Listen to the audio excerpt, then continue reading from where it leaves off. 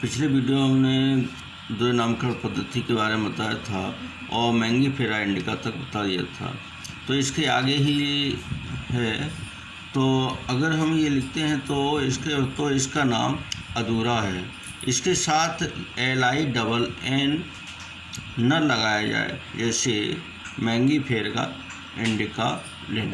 ठीक है, जब तक ये न लगाया जाए लिन LINN तब तक इसका नाम अधूरा होता है। ठीक है, यहाँ LINN से अभिप्राय लिनियस से है, जिन्होंने इस पौधे का विवरण सर्वप्रथम इस पौधे का प्रकाशित किया था। सबसे पहले द्विनाम पद्धति को स्वीडन के वनस्पति वैज्ञानिक कैरोलस लिनियस से थे। इन्होंने सर्वप्रथम लैटिन तथा ग्रीक भाषा के शब्दों का उपयोग किया, जैसे मनुष्य को होमो लैटिन भाषा में कहा जाता है, इसलिए मनुष्य का नाम होमो सेपियंस बन गया। जब ग्रीक अथवा लैटिन के स्थान पर अन्य भाषाओं का उपयोग किया जाता है, तब इसका लैटिनीकरण कर दिया जाता है, जैसे घटपौडी पिचर प्लांट नेपेंथी। ठीक है ना, तो ये नेपेंथी खासियाना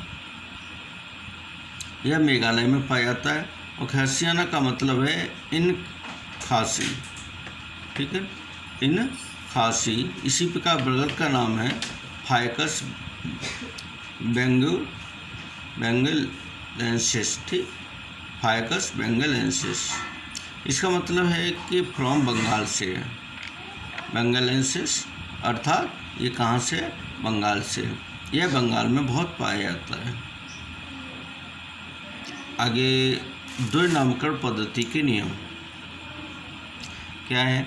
जैविक नाम प्राय लैटिन भाषाओं में होते हैं और तिरछे अक्षरों में लिखे जाते हैं।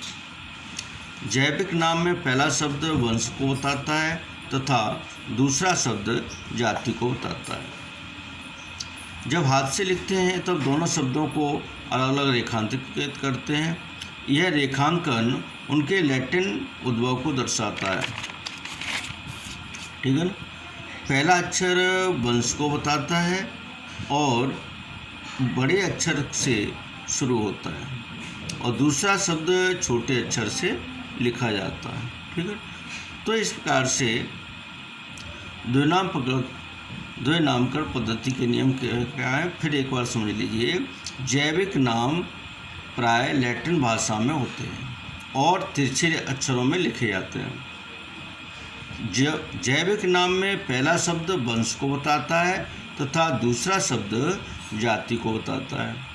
ठीक, जब हाथ से लिखते हैं तो दोनों शब्दों को अलग अलग रेखांकित करते हैं।